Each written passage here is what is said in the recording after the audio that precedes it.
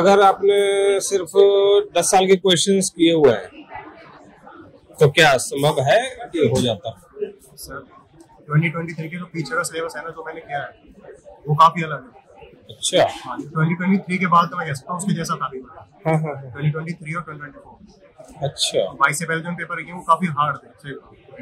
ऐसा क्या? जो मुझे लगा नहीं मतलब 23 में जो पैटर्न चेंज हो गया, डिफिकल्टी लेवल भी थी उसमें। सर एक क्वेश्चन ये भी है ना कि जो 10 क्वेश्चन आ रहे थे ना उसमें तो क्या होते हैं LR वाले, जीके वाले, वो हमारी मतलब LR तो हम कर लेंगे लॉजिक, लेकिन जीके वाले है ना वो हमारे सिलेबस में कहीं पे है ही नहीं। बिल्कुल। वो जो उनके 10 से 12 तक पढ़ाते हैं, मतलब बचपन से 12 तक पढ़ाते हैं, उसमें से आता है तो वो तो हमें छोड़ने पड़ते थे। इस बार वो थे ही नहीं, बस एक क्वेश्चन था LR से, उसमें जीके में। तो वहाँ हमारा बायो का क्वेश्चन बढ़ गया, केमिस्ट्री क्वेश्चन बढ़ गया, तो हम ज्यादा सॉल्व कर पा रहे हैं।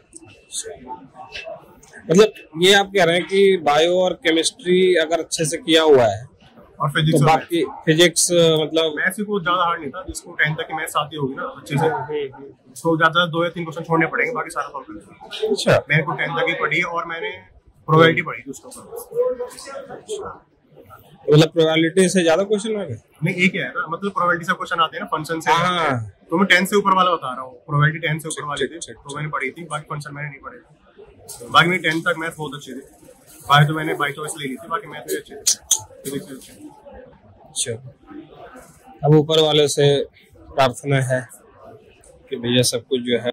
आई में 2023 द कंपैरिजन मैथ्स बहुत इजी सीखा। पिछले साल द फंक्शन लाइक ऑफर सीखा, इस साल फंक्शन द इजी क्वेश्चन सीखा, एंड मैथ्स कंपैरेटिवली थोड़ा डायरेक्ट सीखा।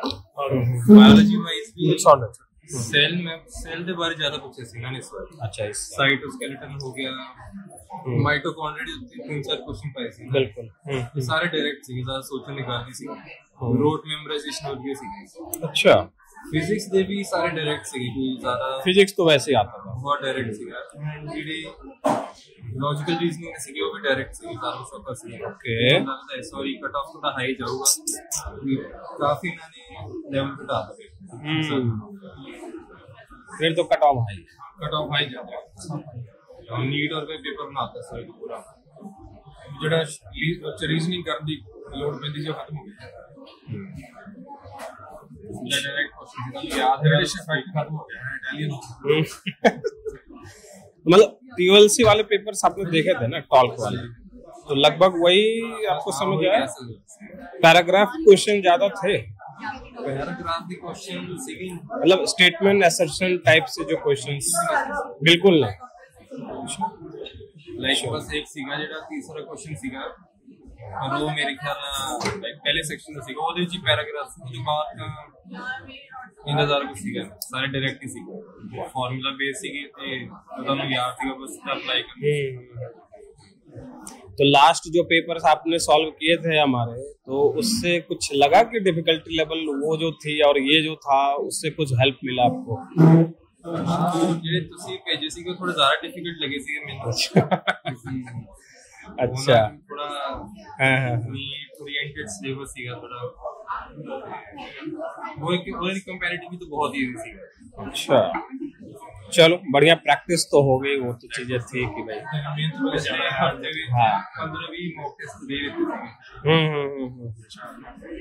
अब बताओ कि मैक्सिमम जो तुम्हें मतलब डिफिकल्ट पार्ट लगा, पहले उससे डिस्कस कर लेते हैं कि डिफिकल्ट पार्ट कहाँ पे था।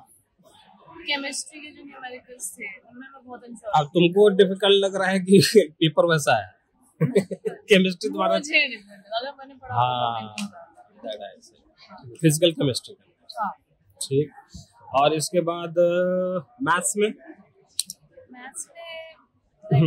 लॉग के कुछ क्वेश्चन से कॉन्सेंट्रेट, वो तो मैंने हाथ में लगाया, मुझे लगता है केमिस्ट्री कंप्लीट हो पाएगा। ठीक, वरना 3-4 क्वेश्चन ऐसे थे जो हो गए इजी। अब मुझे एग्जैक्टली याद नहीं आ रहा कौन से क्वेश्चन थे, लेकिन एक तो प्रोबेबिलिटी का था। अच्छा, तो लाइक 10 सेकंड में आंसर निकल गया लास्ट क्वेश्चन, और फिर 1 सेकंड को क्लासिफाई करा था। वही बाइफर्केशन, वही तो मैं करने बोल रहा था कि भाई LR है, मैथ्स, इनमें जो कॉमन है टॉपिक्स, इसको तो पक्का करके जाओ ही जाओ, तो उससे तो कहीं ना कहीं तुम्हारे को फायदा होता ही है। हाँ। इसके बाद बायो और मतलब फिजिक्स पे पहले पूछ लेते हैं। फिजिक्स के अंदर मतलब फॉर्मूला बेस्ड जैसे क्वेश्चंस आता है वैसे ही रहा है, या फिर कुछ और भी अलग भी कुछ दिखाई पड़ा फिजिक्स के अंदर? नहीं थे, लाइक 3 होंगे। अच्छा 8 में से डायरेक्ट मतलब जो उस तरह का। हाँ, पावर पे क्वेश्चन आया था, रेजिस्टिविटी पे क्वेश्चन आया अच्छा था, वो नहीं करे मैंने। फिर से मैंने वो करे थे जो थ्योरी बेस्ड ज्यादा थे। एक फ्रिक्शन पे क्वेश्चन था, फ्रिक्शन अगर फ्रिक्शन ऐसे नहीं हुआ तो क्या होगा, पेंडुलम बेस्ड। एक और क्वेश्चन भी ऐसा ही कुछ था, वो तो मैंने कर दिया, लाइक 2 या 3 क्वेश्चन। मेजरमेंट यूनिट वगैरह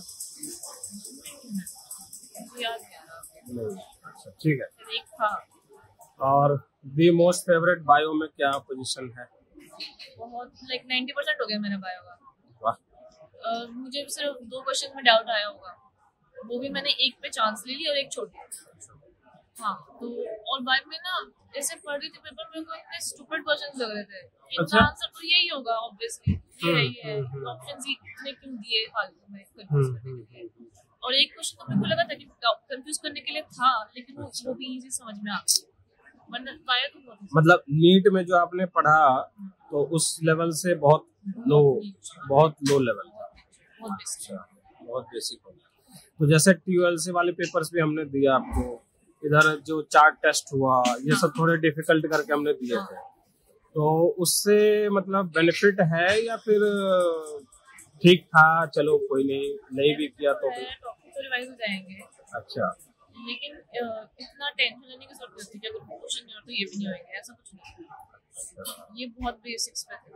बेसिक्स, हाँ मतलब फॉर्मेट कभी भी कुछ भी हो सकता है। डेफिनेशन से पूछ ली थी चीजों की। अच्छा, जैसे कोडॉन्स की पूछ ली थी, ट्रांसलेशन मतलब ही क्या होता है वो ही पूछ लिया था। 2 क्वेश्चन से ट्रांसलेशन पे सीधा।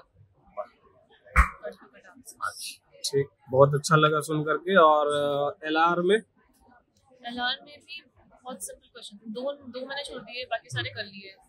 Simple questions.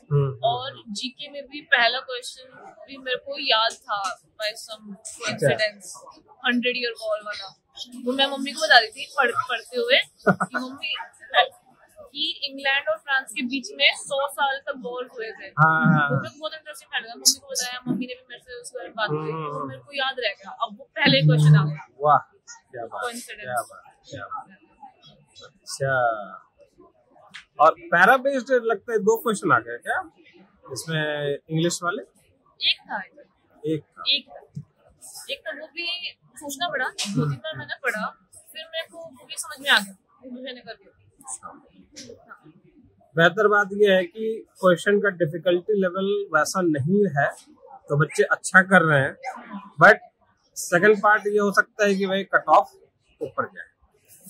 फिर भी स्टूडेंट्स का जो एक सेंटिमेंटली वो देखता है, तो कहीं न कहीं उसको मतलब ट्विस्टेड क्वेश्चंस या कहीं कुछ कॉम्प्लिकेटेड क्वेश्चंस जो इजी दिखाई पड़ता है, हो सकता है वहाँ पे गलतियाँ ज्यादा हो, ये भी हो सकता है। तो मिला जुला कर मैं समझता हूँ कि आपका अगर नंबर ऑफ क्वेश्चंस आपने ज्यादा किए हुए हैं तो ठीक है, उतने तक में आपकी यूनिवर्सिटी में आपको जगह मिल जाएगी। So all the best and thank you so much for considering this paper, और कंसिडरिंग कि भाई इंडिया से बेटर कहीं कुछ अगर नजर आता है इटली में तो वो करना बहुत अच्छा रहेगा। ये सारी चीजें तो ठीक है, ऑल द बेस्ट, देखते हैं अब वीजा के टाइम मिलते हैं। Thank you so much. Thank you so much सबसे पहले कि आपने IMAT को अपने लिए जो है कंसिडर किया, क्योंकि आप एक डिजर्विंग स्टूडेंट हैं नीट को लेकर के, भले जो भी स्थितियां रही हो, लेकिन IMAT को आप कहाँ बीच में देख रहे हैं? जैसे कि 2022 एंड बिफोर जो भी पेपर आता था, 23 में जिस तरह से पेपर आया और जो अभी के टाइम पर पेपर आया, इनमें आप क्या डिफरेंस ज्यादा देख रहे हैं? क्योंकि बिफोर 2023 पेपर थोड़ा टफ साइड पर रहता था, बिकॉज हमारा जनरल नॉलेज का भी क्वेश्चन ज्यादा रहता था, उसमें क्वेश्चन ज्यादा था। बट 2023 में मैथ्स का सेक्शन ज्यादा हो गया, तो वो भी टफ हो गया। But this time questions were pretty much easy rather than 2023 and 2022। और बायो भी एवरेज था, जेनेटिक्स था, सेल बायोलॉजी जो भी सिलेबस में था, बहुत हार्ड क्वेश्चंस नहीं थे। केमिस्ट्री बहुत सही था, बिल्कुल भी टफ नहीं था, बहुत ही माइनर कैलकुलेशंस थी। Physics and chemistry, physics and maths में 2-4 क्वेश्चंस ऐसे थे जो कि टफ थे। अच्छा, as in tough in calculation, ठीक है, बट पेपर अच्छा था। अच्छा, पैराग्राफ वाले क्वेश्चंस थे क्या इससे? पैराग्राफ 1 था। अच्छा, और मैक्सिमम आपको क्या लगा, जैसे TOLC का भी क्वेश्चंस हमने दिया था आप लोगों को? Yes sir. तो उससे मैचिंग था कुछ? They are pretty much tough. अच्छा, हाँ, TOLC ज्यादा टफ था सर। मेरे को तो इजी लगा, अब डिपेंड करता है स्टूडेंट्स पे। अच्छा, ठीक है, मतलब एक लेवल जैसे होता है ना कि हाँ भाई चलो, नॉट सो टफ, लाइक 90-20, मतलब इजी टू मॉडरेट आप कह सकते हो उसको। ये था उसका, राइट, ठीक है। और इसमें मतलब जितने भी आपने आंसर्स किए हैं, तो नेगेटिव मार्किंग का क्या सिनेरियो आपको दिख रहा है? मैक्सिमम टू मैक्सिमम आपने जो रिस्क लिए होंगे, तो इसमें कितना, कुछ ऐसे रफ आइडिया बताओ। Rough idea sir, even if I get 5 questions wrong, ठीक है, but still I will get selected in my university. नहीं, ठीक है, वो तो एकदम हम पूरे प्रार्थना क्या पूरे जो हम लौट जाएंगे बजरंगबली के सामने, मंगलवार का दिन है, वो तो ठीक है। करके भी आया हूं सर। हाँ, बहुत बढ़िया किया आपने, बट वही है कि जो हमने डायरेक्शन एक दिया कि भाई मिनिमम रिस्क रखना है नेगेटिव का, मैंने उस पर फोकस किया था। वो चीज जब मेरे को 80-70% श्योर था कि यहाँ लगाना चाहिए, तो ही मैंने रिस्क लिया अगर किसी क्वेश्चन में लिया है तो। अच्छा, जीके में क्वेश्चन कह रहे हैं घट गया, क्या हो गया? 3 क्वेश्चंस थे सर। 3, अच्छा, वो तो है ही, 3 क्वेश्चन तो था ही पिछले साल में, और एक इंग्लिश का। नहीं सर, एक इंग्लिश का था, एक पैराग्राफ था, 2 थे जीके के सर। अच्छा, 2 थे, मतलब इंग्लिश के 2 हो गए? नहीं सर, हाँ, 4 क्वेश्चन पहले स्टार्ट, पैराग्राफ और एक पैसिव का और था जो कि मैंने नहीं किया। अच्छा, बट जीके के 2 ही थे। And thanks to you sir, almost कोई वाला लाइन मिला। बस, थैंक यू सो मच, और जल्द मिलते हैं वीजा प्रोसेस के लिए, ठीक है? Thank you.